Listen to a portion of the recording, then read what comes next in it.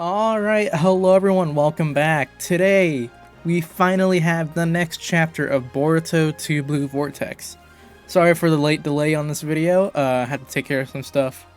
IRL just had a really busy schedule as of late. Was trying to get some other stuff done first, and yeah, this just kind of fell off to the wayside a little bit.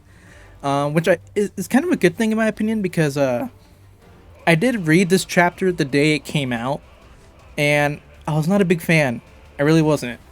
And after sitting on it for a little bit, my opinion has improved, but I still think this is one of the weaker chapters we've had as of late. Maybe even the weakest chapter in the time skip so far. I don't know. I might come back to this chapter later in the future, because maybe my opinion will continue to improve the more I let it set in. But for now, let's just go ahead and talk about it, and I'll kind of go over some of my gripes or just dislikes about this chapter. As always, got to start off the cover page. Really cool cover page. I like the background. The background's super dope. I like the color blue that they use. This outfit color for Boruto we haven't seen yet, with the red and black with this light blue shirt. I think this is a really cool look for Boruto. I'm actually a big fan of it. His face in this cover is a little odd. I don't know, something about it just looks off to me. Art for 2 Blue Vortex is for the most part been very solid, but there have been some times where it looks a little off. If I remember right, in chapter 1, or maybe it was chapter 2, we had that panel of Boruto standing next to Sarada where his like proportions look kind of weird at first, and I don't know why, but this image is giving me the same vibe with like the face. Like, the face is drawn more to how Ikemoto draws most of his art. Like, it's closer to his Boruto design than it is to Kishimoto's Boruto design. If that makes sense to you at all. Like, if I can, I remember to put a panel here of what I mean between like Kishimoto's Boruto and Ikemoto's Boruto. Even though Ikemoto drew both of them, I feel like this one is leaning more towards his own personal style, which I'm not a big fan of. I'll try to make sure I show the difference here, but in the editing process. But yeah, overall, still a really good cover. I really do like the colors and stuff. It's just, it looks slightly off to me, and I don't know why. And that's also one of my issues with this chapter in general, was the art. But we'll get into that here in a little bit. Regardless, go ahead and jump right into it. Where we left off, the Thorn Bulb of Ryu has formed, Matsuri was just defeated by Boruto, and Jura seems to be on his way. So we start off with the claw grimes around Mitsuki and the gang of Sarada, Yodo, and Arya, and Jura actually decides to pop up here, and Mitsuki is completely taken aback.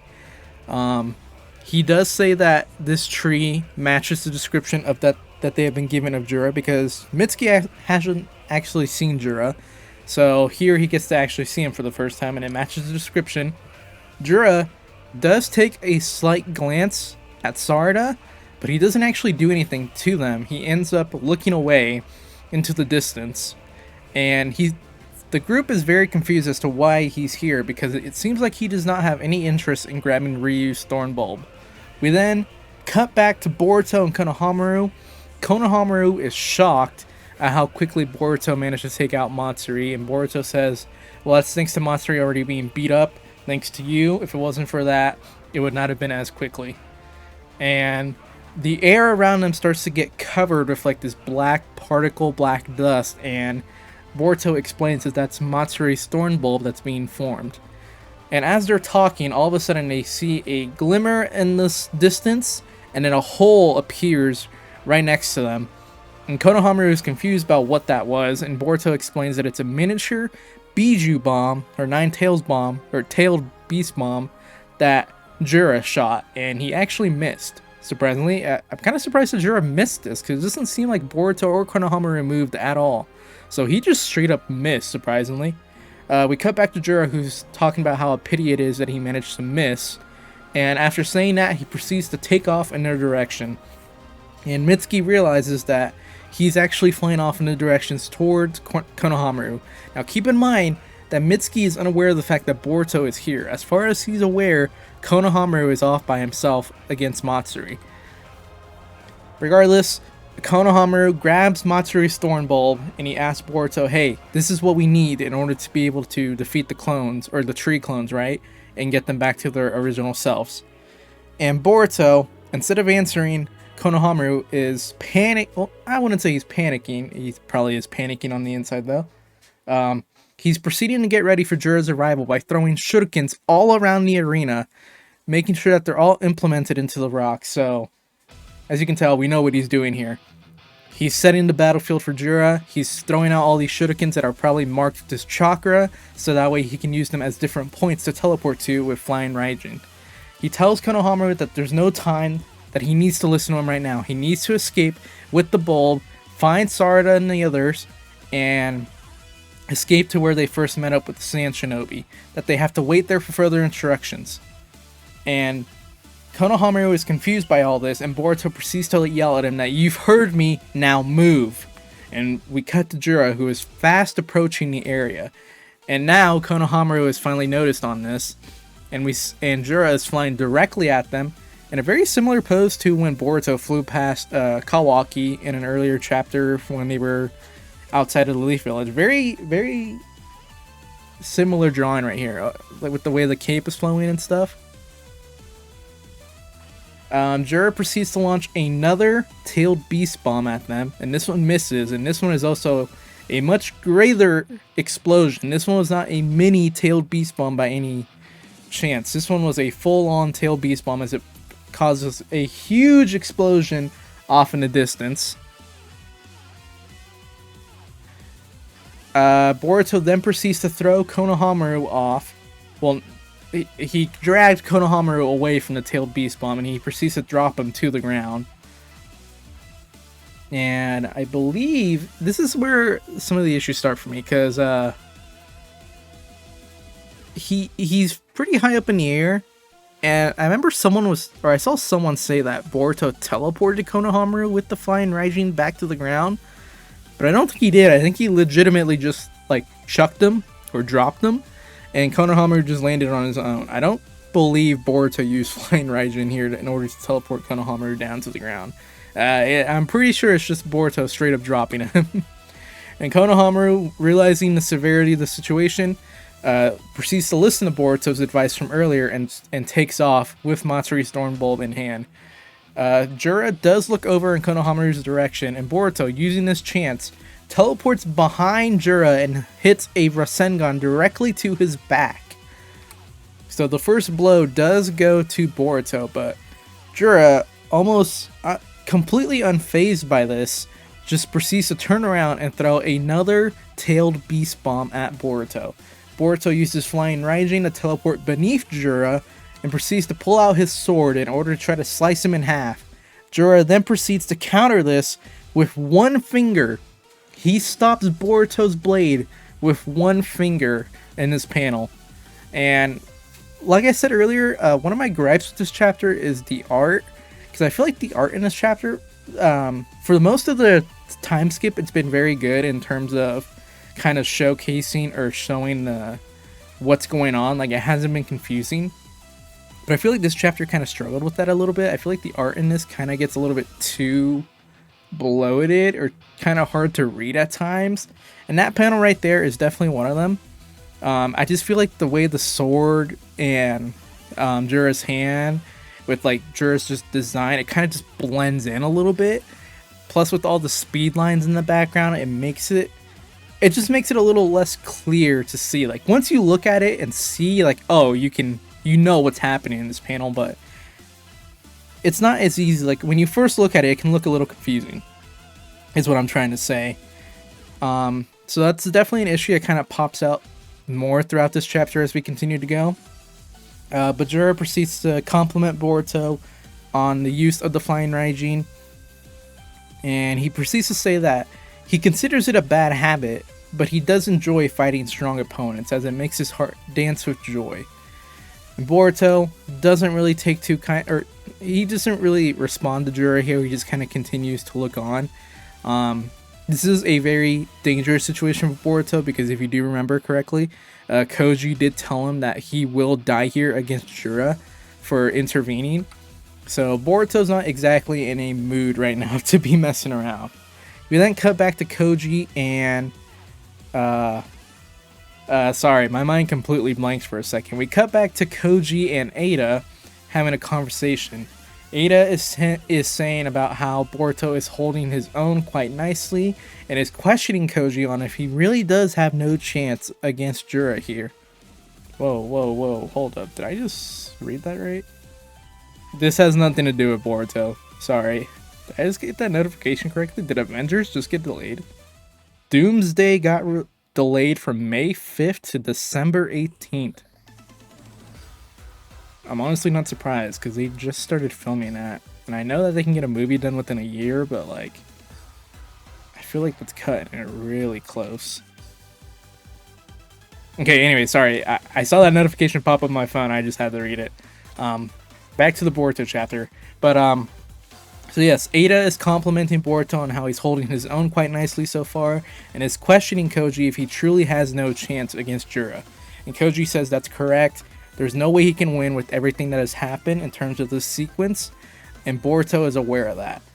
So Ada says, so will Boruto just teleport away in case he ends up getting close to death here? And Koji says, even if he wanted to do that, he can't. And he proceeds to explain why Boruto can't do that, because Boruto, while he can use the flying Raijin technique, he can't exactly use it in far distances, because the way Boruto uses the technique is different from Minato. Boruto marks objects with his chakra. So that's like the shurikens, all those little pins he wears and stuff, or the pins, or like the pieces of metal objects that the toads have been carrying.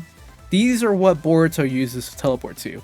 But he still needs to be able to detect them, which is already difficult, especially when you put them farther away. It becomes even more difficult for him to detect them.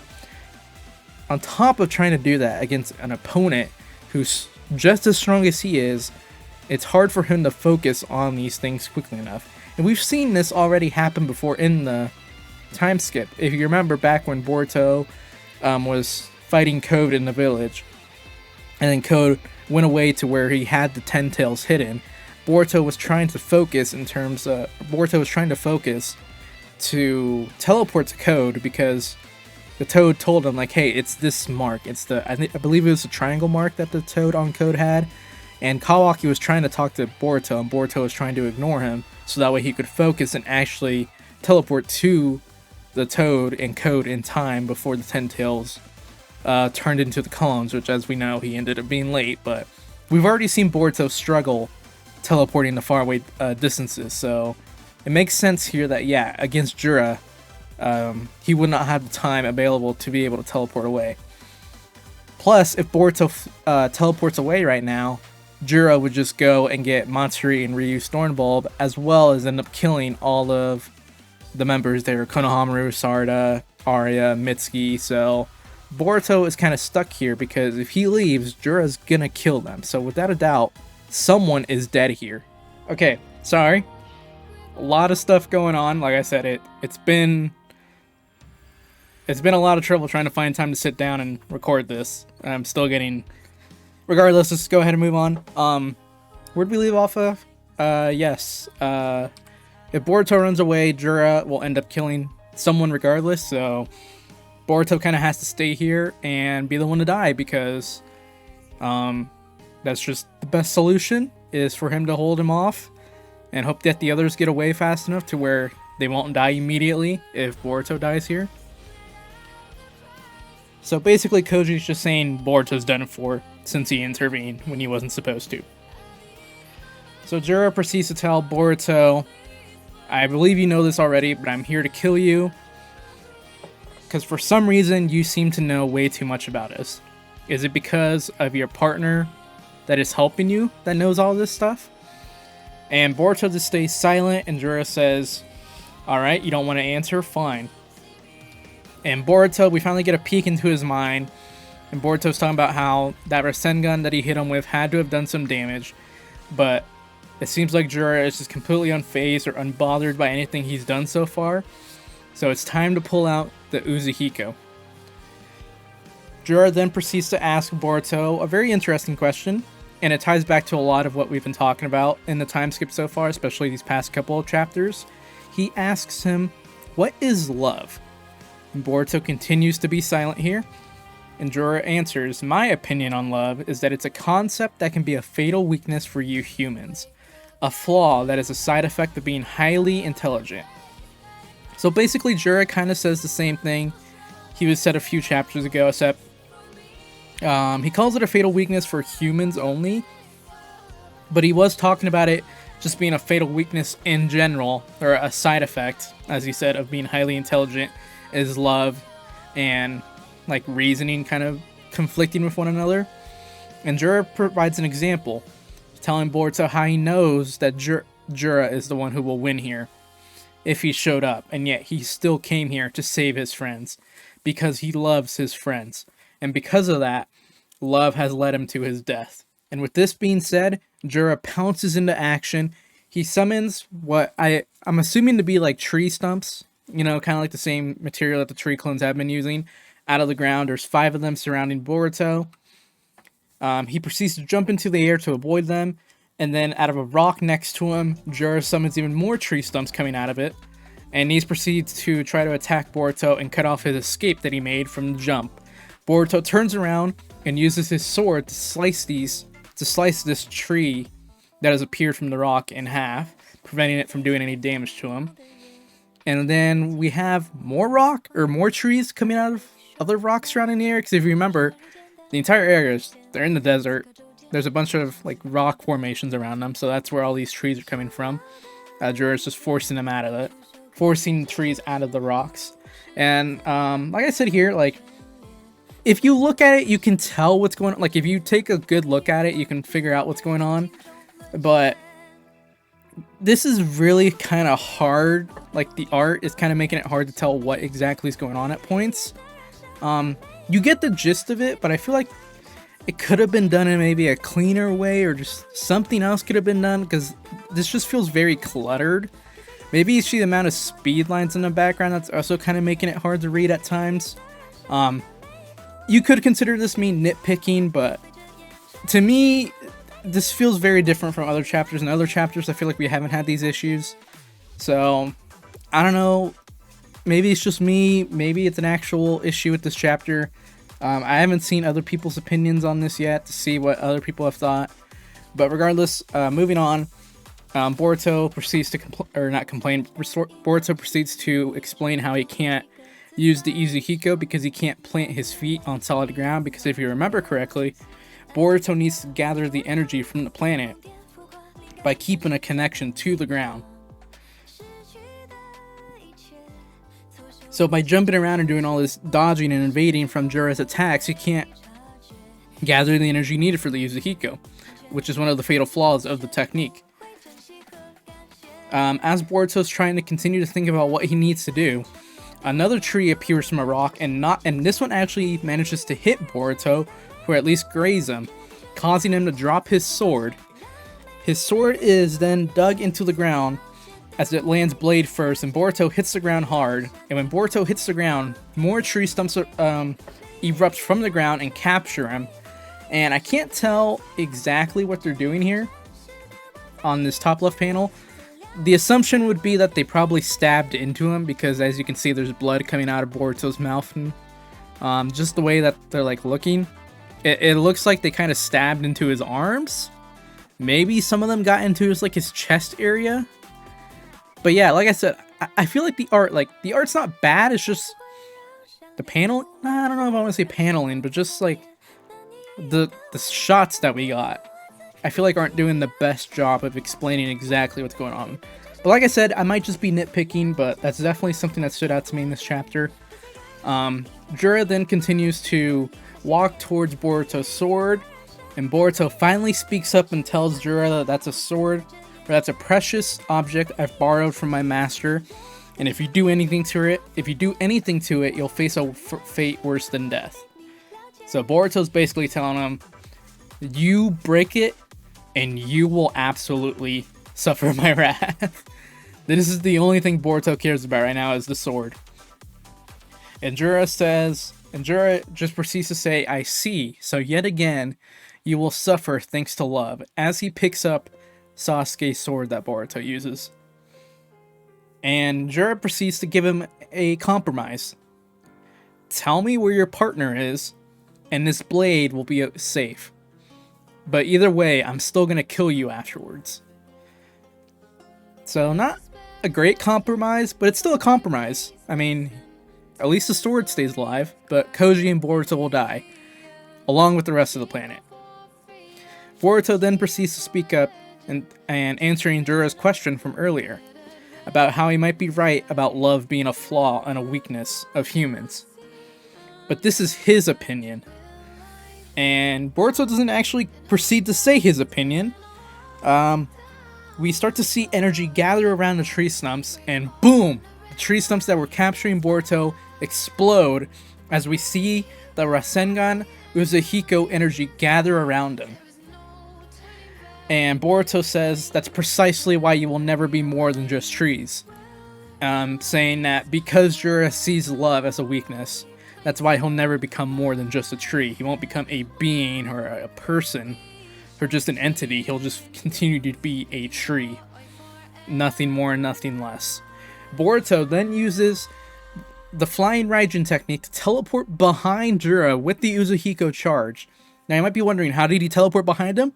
Sasuke's sword. Jura is holding on to Sasuke's sword, which is also marked with Boruto's energy, thus allowing him to use the Flying Raijin, and he delivers a square blow to Jura's back with the Uzuhiko, applying the technique to him, thus, you would think, ending the battle, or at least causing major damage to Jura. Jura proceeds to fly away from him, and as he's flying away, he manages to land on his feet despite the attack from Uzuhiko. But then we see the panel of Jura's vision, and we see that he is suffering from the Uzuhiko's effect of causing him to not be able to get his balance right, as the world is spinning around him. Boruto then proceeds to say that your sense of balance is mucked. You won't be able to fly anymore. I doubt you can even stand straight anymore at this point. Jura is rather intrigued by this power, but instead of panicking, he proceeds to just put his hand on his chest, and then out of nowhere, the energy, the spiraling energy that is around the Uzuhiko, leaves Jura's body. This shocked Boruto, and Jura explains that the technique seems to follow similar principles to the Tailed Beast's bomb, hence why he was able to nullify it. And the chapter ends with Boruto exclaiming, "Damn it, Uzuhiko doesn't work on him." And with that, that is the end of chapter 22 of 2 Blue Vortex. So overall, like I said, the art of this chapter has definitely been one of the weaker points in my opinion. I just think there's a lot of weird choices made with the art and a lot of readability that's a little hard to understand compared to the previous chapters. But there's still good art in this chapter, like don't get me wrong. Like this panel right here of Boruto erupting from the trees using the power of the Uzuhiko looks great. This shot of him teleporting behind Jura is great. Like there's still, the art isn't bad. I just feel like the choreography or just the readability of it was a little iffy this chapter, which is weird because it's been perfectly fine throughout the rest of the manga. So maybe it's just a one-off chapter that's bad, but I hope this isn't the future of how this goes. And then also Boruto's design this chapter is definitely closer to Ikamoto's style rather than Kishimoto's style, which, I mean, it's fine. It is Ikamoto's drawing and it does look good at points, but like there are some times where it just looks a little weird, especially like how I mentioned at the very beginning of the video on the cover of the manga. Boruto's face just doesn't look right. You know, it just... that's just to me. I'm not a big fan of Ikamoto's style sometimes, especially when it's very stylized like that. But regardless, another big issue I had with this chapter is the Uzuhiko. Now, I understand this is Jura. This is the big bad. Of course, he's not going to be taken down by the Uzuhiko. But I just find the whole the fact that he's able to nullify it and basically make it useless, it just feels too quick to already have this technique be rendered useless. You know, we've barely seen the technique used much. We've seen it twice, I believe now, used on Hidari and on Code. And to already have it be useless, I feel is a bit too quick. Especially when the jutsu itself already had a pretty fatal flaw in that Boruto needs to be attached to the ground or stay still on the ground to gain the power. I felt like that right there is a pretty good way of keeping Boruto from landing or getting a direct hit of Uzuhiko on Jura. And I think they could have kept the power of it still strong. But to basically have Jura eat the Uzuhiko, because the Uzuhiko didn't even cause damage to Jura. So the only thing left would be the effect, the spiraling effect of it, right?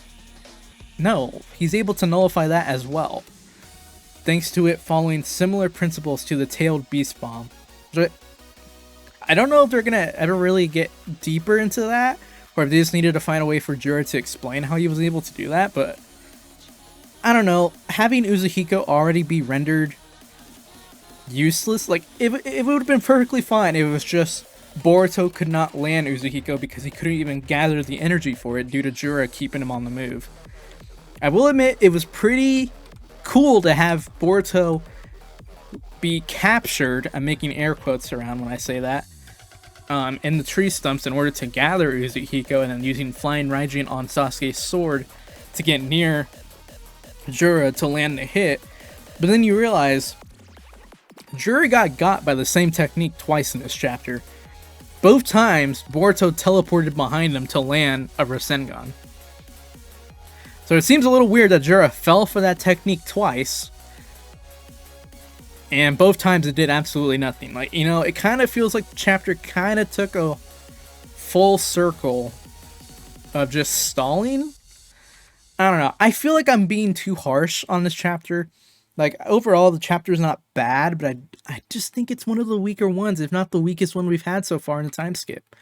And I don't know if that's a popular opinion or not. I haven't looked into seeing other people's opinions on this because I didn't want them to... I try not to look at other people's opinions before making these videos because I don't want that to, you know, change my first thoughts or, like, my initial impressions of the chapter. So maybe after this... I'll look that up to see what other people are saying, to see if maybe people are having the same issues I had with this chapter, or maybe I'm just being very critical this month. I don't know.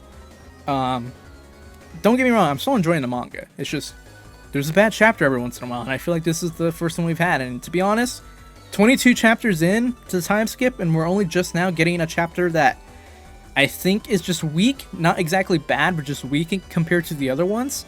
That's a pretty good track record, in my opinion. That's a pretty good track record. So, overall, I'm still happy with the chapter. I just hope that some of the issues I had with the art, in terms of it being readable, or, like, just ease of being able to tell what's going on, doesn't become an issue. And then we'll have to see what happens with the Uzuhiko. Maybe there'll be more to this to explain why it's not usable against Jura, or maybe... I don't know. You know, it's just some issues. I might make another video on this same chapter like 2 weeks from now. Because like I said, when I first read it, I felt really bad about this chapter. But considering the fact that I couldn't make the video day one, and I had to wait till now, which is 2 days after the chapter has been released, and I feel a little bit better about the chapter in general, maybe in 2 weeks from time, I'll be like, you know what? I was wrong. I was being very critical for no reason. This chapter is actually better than this chapter's better than the credit I gave it for originally. So who knows, maybe I'll make a revisit video for this chapter, but overall, let me know down below what you guys thought. Wild card prediction, I'm going to go ahead and keep it the same as last video. This really does feel like they're setting up for Kawaki to show up with his new offensive abilities, now that he's going to convince Amato to switch him from being defensive to offensive. I just feel like it's a guaranteed at this point that Kawaki comes in for the rescue. Because that is one of the events that Boruto changed, is by having Kawaki ask Amato or confront Amato about his powers earlier on than he was supposed to in the timeline. So maybe Kawaki will be the answer. Koji will just have to we'll just have to see what Koji's reaction is to that, because maybe Koji doesn't know that Boruto told Kawaki about his powers. You know? Boruto doesn't have to tell Koji everything. That's one thing we gotta keep in mind. They might be partners, but who knows? Boruto might be keeping secrets from him. Because maybe Koji has a certain path that he wants to take in order to save everyone, and Boruto has a different path he wants to take, and now he's starting to do that. But he has to make sure he doesn't tell Koji about it, so we'll have to see. Because I do find it weird that Koji has not brought up Kawaki at all. But maybe Koji is just not bringing up Kawaki because he doesn't want Ada to know about it. You know, there's a whole bunch of things going on here, but regardless, I do think Kawaki will be appearing, and I think it will be next chapter. I'd be surprised if they drag this fight on for another chapter without Kawaki appearing. So we'll have to wait and see. It'll be interesting to see if maybe the person who's going to give, you know, Konohamaru, Sarada, Mitsuki, and the group their instructions once they regroup with the Thorn Bulbs is Kawaki. Maybe Kawaki appears on the scene, tells them what they need to do, and then he goes off to fight Jiraiya with Boruto. Maybe that's who they're going to be waiting for instructions for, because Boruto did tell Konohamaru to regroup where they met the Sand Shinobi originally and wait for further instructions. So maybe that's who they're going to be waiting for. Maybe there's another partner, Kakashi. Will Kakashi finally make his manga appearance in Boruto? I don't know, but regardless, we'll have to wait and see next month. So with that being said, thank you all for watching. I appreciate the support, and I will see you all next time. Peace out.